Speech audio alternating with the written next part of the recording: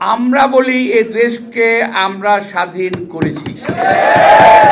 আমরা বলতে চাই তোমরা পাকিস্তানকে ভাগ করার জন্য যুদ্ধ করেছিলে, সেটাও তোমাদের স্বার্থে, আমাদের স্বার্থে নয়। এখন আবারও চোখ তুলেছে বাংলাদেশের দিকে। আমরা শুনতে পাচ্ছি ইতিমধ্যেই একটা রাষ্ট্র ঘোষণা হয়ে গেছে। ভিতরে ইন্ডিয়ান পত্রপত্রিকা ওদের কাগজে কলমে দেখা যাচ্ছে হিন্দু দেশ বলে দুটি দেশ তারা অলরেডি চিন্তা ভাবনা করে ফেলেছে। ইতিমধ্যেই ভারতীয় উচ্চ পর্যায়ের জায়গায় তারা বাংলাদেশকে আক্রমণ করলে কি হতে পারে, দেশের অভ্যন্তরে, দেশের বাইরে, বাংলাদেশে আন্তর্জাতিক কি হতে পারে, তারা ইতিমধ্যে এটা নিয়ে গবেষণা শুরু করেছে। আপনারা যারা সোশ্যাল মিডিয়ায় যান, দেখেন যারা, তার দেখবেন এটার মধ্যে এটা পরিষ্কার পাবেন।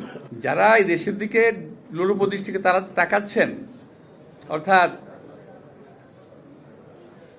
রিক্সার বউ সকলের ভাবি, বাংলাদেশ একটা গরিব দেশ, সুতরাং ছোট দেশ, সুতরাং এটাকে যেভাবে খুঁজে নেওয়া যায়। আর ওই একটা কি জানি একটা মলম বেঁচে একটা লোক আছে লাফাই গিয়ে, যাই হোক, সেই লোকটা বলে এই তো চট্টগ্রামটা নিয়ে নিলে তো আমাদের, চট্টগ্রাম যদি আমাদের হয়ে যায় তাহলে তো আমাদের কোনো সমস্যা থাকে না।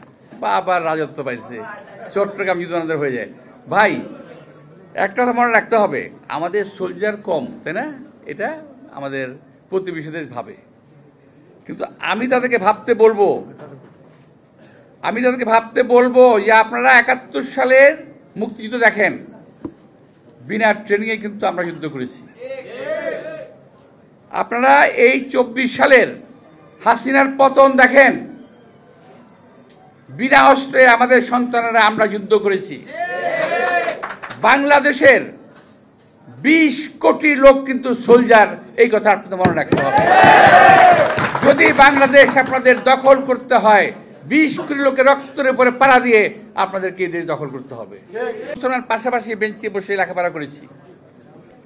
আমাদের বন্ধুরা, হিন্দু বন্ধুরা পূজার সময় তাদের বাসায় নাড়ু পাঠাতো আমাদের এখানে, আমরা ঈদের সময় তাদেরকে আপ্যায়ন করতাম, আমাদের এখানে আসতো। এত সুন্দর সম্মিলিত একটা দেশ, এক সৌহার্দ্যপূর্ণ একটা দেশ, সকল জাতি গোষ্ঠীতে দেশ, সেই দেশটাকে আজকে তারা একটা সাম্প্রদায়িক দেশ হিসাবে প্রমাণ করার চেষ্টা করছে বিশ্বব্যাপী।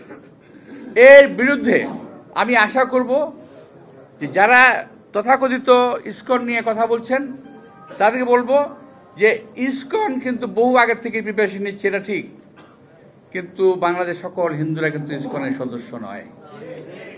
এবং ইসকনের সদস্যদের পরীক্ষা করে দেখবেন এরা সব বাংলাদেশি নাগরিক নয়, অনেক আছে। আপনি যান, আমি আজকেই বলছি, আপনার সাংবাদিক বাড়ি যান, এই যে আমাদের কোথায় র্যাকিং স্ট্রিট,